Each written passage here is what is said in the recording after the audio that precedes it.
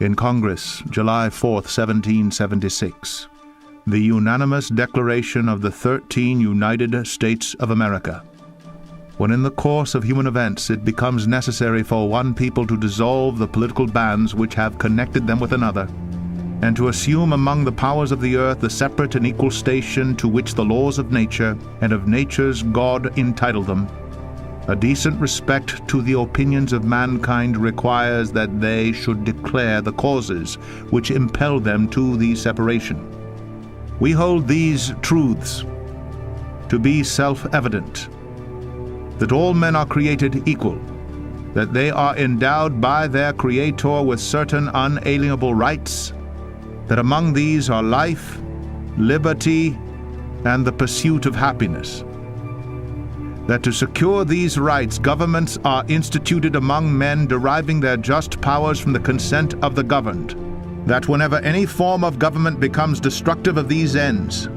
it is the right of the people to alter or to abolish it, and to institute new government, laying its foundation on such principles and organizing its powers in such forms as to them shall seem most likely to affect their safety and happiness. Prudence indeed will dictate that governments long established should not be changed for light and transient causes, and accordingly all experience hath shown that mankind are more disposed to suffer while evils are sufferable than to right themselves by abolishing the forms to which they are accustomed. But when a long train of abuses and usurpations pursuing invariably the same object evinces a design to reduce them under absolute despotism, it is their right, it is their duty to throw off such government and to provide new guards for their future security. Such has been the patient sufferance of these colonies, and such is now the necessity which constrains them to alter their former systems of government. The history of the present King of Great Britain is a history of repeated injuries and usurpations, all having in direct object the establishment of an absolute tyranny over these states. To prove this, let facts be submitted to a candid world. He has refused his assent to laws, the most wholesome and necessary for the public good. He has forbidden his governors to pass laws of immediate and pressing importance, unless suspended in their operation till his assent should be obtained. And when so suspended, he has utterly neglected to attend to them. He has refused to pass other laws for the accommodation of large districts of people, unless those people would relinquish the right of representation in the legislature, a right inestimable to them and formidable to tyrants only. He has called together legislative bodies at places unusual, uncomfortable, and distant from the depository of their public records for the sole purpose of fatiguing them into compliance with his measures. He has dissolved representative houses repeatedly for opposing with manly firmness his invasions on the rights of the people. He has refused for a long time after such dissolutions to cause others to be elected, whereby the legislative powers, incapable of annihilation, have returned to the people at large for their exercise, the state remaining in the meantime exposed to all the dangers of invasion from without and convulsions within.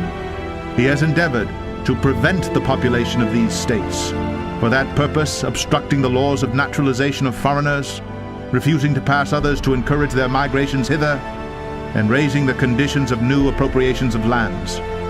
He has obstructed the administration of justice by refusing his assent to laws for establishing judiciary powers.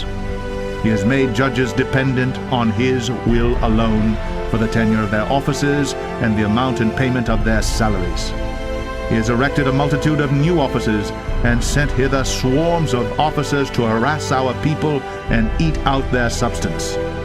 He has kept among us in times of peace standing armies without the consent of our legislatures. He has affected to render the military independent of and superior to the civil power. He has combined with others to subject us to a jurisdiction foreign to our Constitution and unacknowledged by our laws, giving his assent to their acts of pretended legislation, for quartering large bodies of armed troops among us, for protecting them by a mock trial, from punishment for any murders which they should commit on the inhabitants of these states,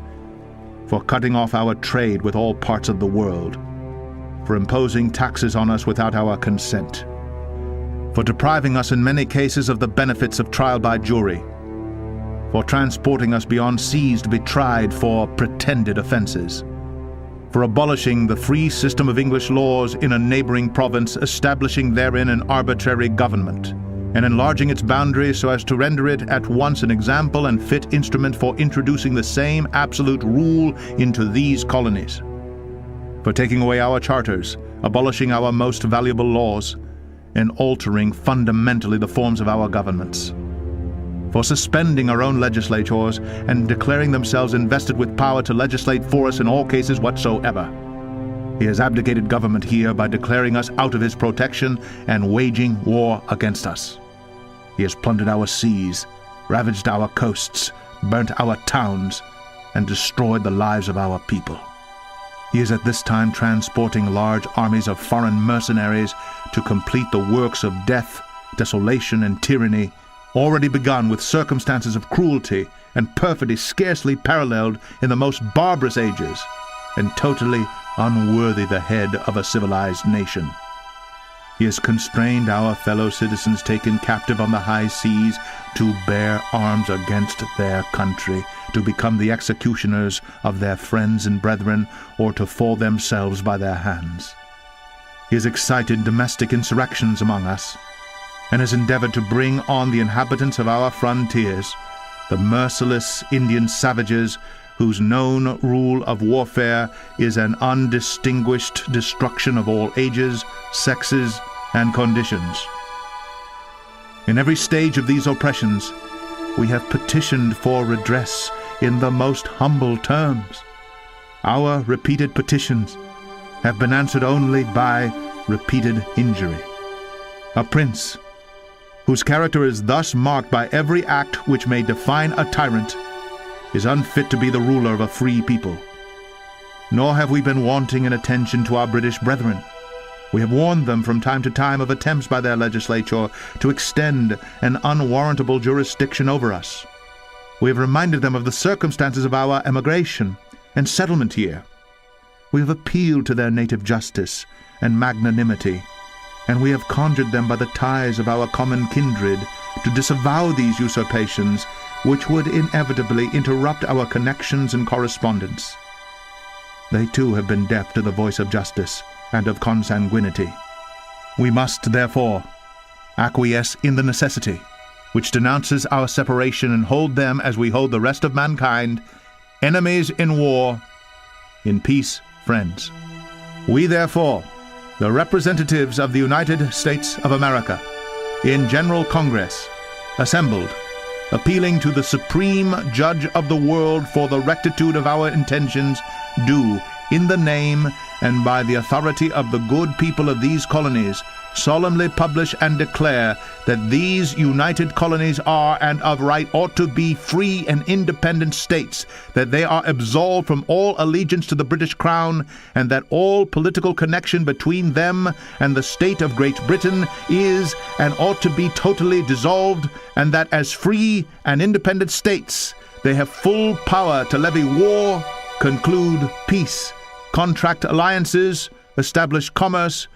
and to do all other acts and things which independent states may of right do. And for the support of this declaration, with a firm reliance on the protection of divine providence, we mutually pledge to each other our lives, our fortunes, and our sacred honor.